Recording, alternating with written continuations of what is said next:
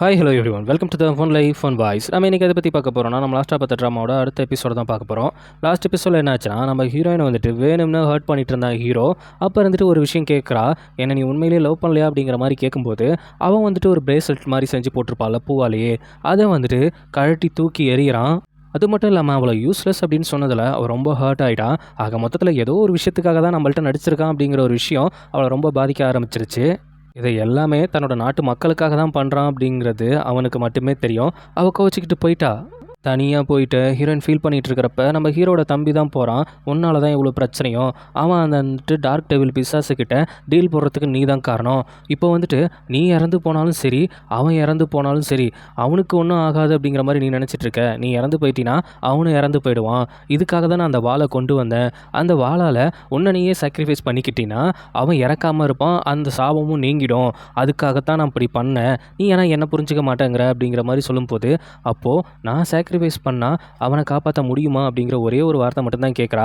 அது மூலியமாக அந்த சோல்ஜர்ஸையும் ரிலீஸ் பண்ண முடியுமா அப்படிங்கிற ஒரு வார்த்தையை கேட்டுட்டு அவன் என்ன முடிவு பண்ணுறான்னா, அந்த சோல்ஜர்ஸை ரிலீஸ் பண்ணவும் நம்ம ஹீரோவை அந்த சாபத்துலேருந்து வெளியில் கொண்டு வரவும் முடிவு பண்ணுறா. அதே நேரம் ஹீரோ ஒரு பக்கம் போருக்கு தயாராகிறான். அதுவும் வெறும் 80,000 வீரர்களை வச்சு. தன்னால் பிள்ளைகளை இழந்த, ஹஸ்பண்டை இழந்த அந்த லேடிஸும் அந்த போரில் இருக்காங்க.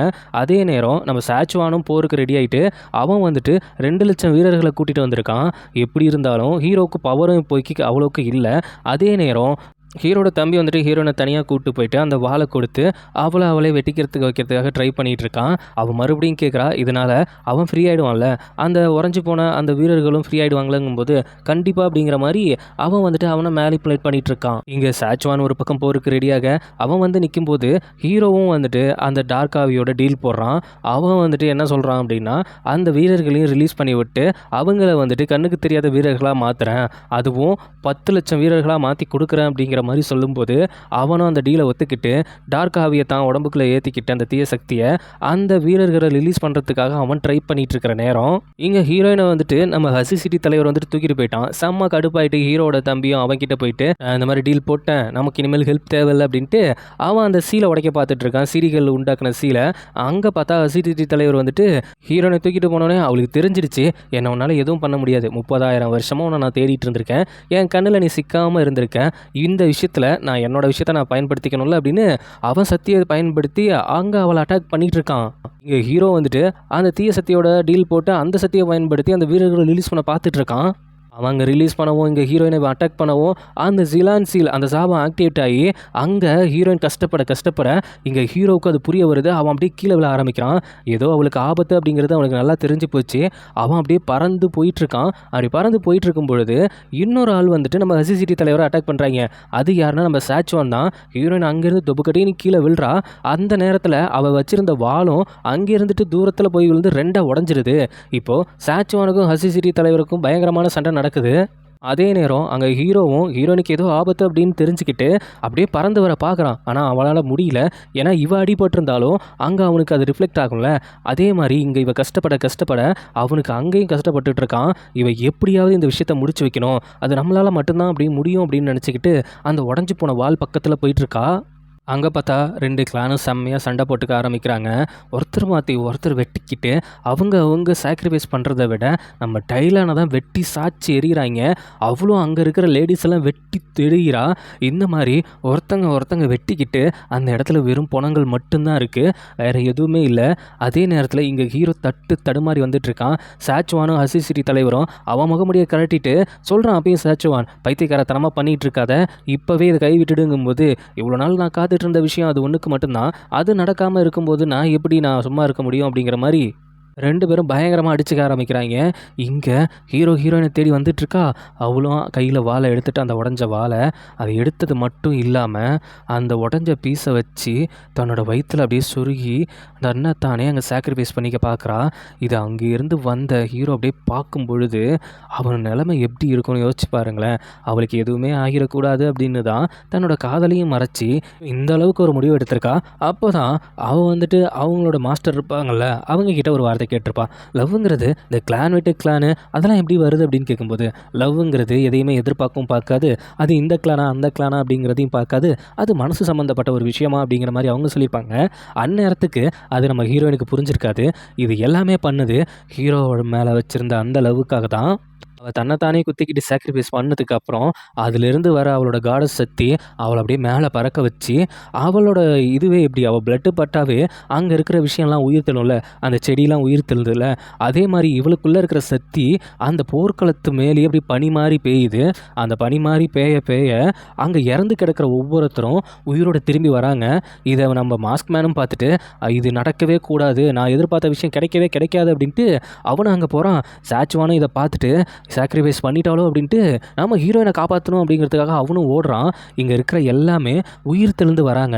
உயிர் தெழுந்து வந்தது மட்டும் இல்லாமல் ஹீரோயின் இப்படி ஒரு காடஸாக அவள் சக்தியை பயன்படுத்தி தான் இப்படி பண்ணியிருக்கா அப்படின்னு தெரிஞ்சு 2 கிளானும் ஒன்றா சேர்ந்து அவளுக்கு மரியாதை பண்ணிகிட்டு இருக்காங்க. அட லூசு பசங்களா, இதை முன்னாடியே பண்ணியிருந்தீங்கன்னா இவ இப்போ சாக்ரிஃபைஸே பண்ணியிருக்க தேவையில்லடா அப்படிங்கிற மாதிரி தான் நமக்கு இருக்கும். அதே நேரத்தில் நம்ம மாஸ்க் மேனும் ஓடி போயிட்டு அவன் பட்ட கஷ்டம் வந்து வீணாக போச்சோ அப்படிங்கிற மாதிரி நினைக்கும் போது அவனுக்கு வந்துட்டு அந்த சிடி கேலோட அந்த அவள் எலும்பில் இருந்த விஷயம் வந்துட்டு அப்படியே அவனோட கைக்கு கிடைக்கிது. இங்கே ஹீரோ தான் மயக்கமான நிலைமையில் இருக்கான். நான் இவனும் செத்துட்டானோ அப்படிங்கிற மாதிரி தான் யோசித்தேன். அதுக்கப்புறம் பார்த்தா அந்த சாபங்கிறது மொத்தமாக நீங்கிடுச்சு. அவள் இறந்ததால் அவள் அப்படியே மேலேருந்து கீழே விழுறா.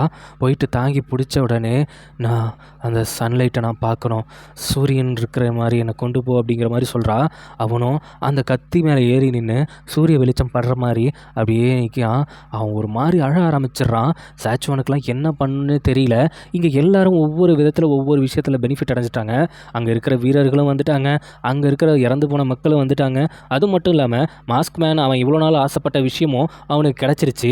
இங்கே ஹீரோ மட்டும் கத்தி கதறிட்டு இருக்கும்போது, நீ அழாத, நீ அழணுங்கிறதுக்காக நான் இப்படி பண்ணவே கிடையாது, நீ அழக்கூடாது அப்படிங்கிற மாதிரி யோசிச்சுக்கிட்டு, டேய் மரமண்டை அப்படிங்கிற மாதிரி சொல்லிக்கிட்டு, ஹீரோயின் எப்பவும் ஒரு விஷயம் ஹீரோவுக்கு பண்ணுவாள். அவன் சோகமாக இருந்தாலும் அவன் அழுதாலும் சிரிக்கிறது இப்படி தாண்டா சிரிக்கணும் அப்படிங்கிற மாதிரி அவளோட 2 விரலை வச்சு அப்படியே ஸ்மைலி மாதிரி பண்ணி காட்டுவாள்.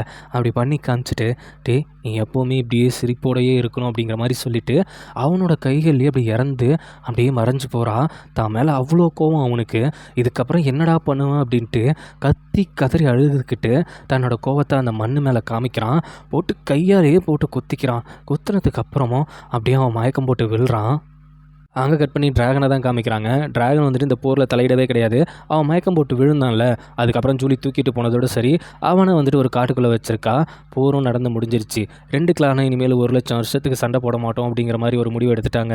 எல்லாம் முடிஞ்சிருச்சு, நான் வரேன் அப்படிங்கும்போது, எங்கே போகிறேன்? நான் எங்கே போகிறேன்னா நான் என்னோடய ஹசி சிட்டிக்கு தான் போவேன், அதுதான் என்னோடய நகரம் அப்படிங்கும்போது, இல்லை அவன் ஃபோர்ஸ் பண்ணி தான் உனக்கு பண்ண வச்சிருப்பான்னு எனக்கு தோணுது, எப்படி இருந்தாலும் உன் ஃப்ரெண்டுக்கு எதிராக நீ மாறி இருக்க மாட்டேன், அப்படிலாம் ஒன்றுமே கிடையாது, நீங்கள் 2 பேரும் என்னை ரொம்ப நம்புனீங்க, உங்களை நான் ஏமாற்றிட்டு இருந்திருக்கேன், நான் ஃபேக்காக இருந்திருக்கேன், இதுதான் உண்மை, இதை தாண்டி வேறு எதுவுமே உண்மை கிடையாதுங்கும்போது, அப்போ என்னை லவ் பண்ணது நானே உண்மை இல்லைங்கிறேன், நான் லவ் பண்ணது மட்டும் எப்படி நியாயமாக இருக்கும், அதுவும் ஃபேக்கு தான் அப்படின்னு சொல்லும்போது கத்தி எடுத்து கழுத்தில் வைக்கிறான்.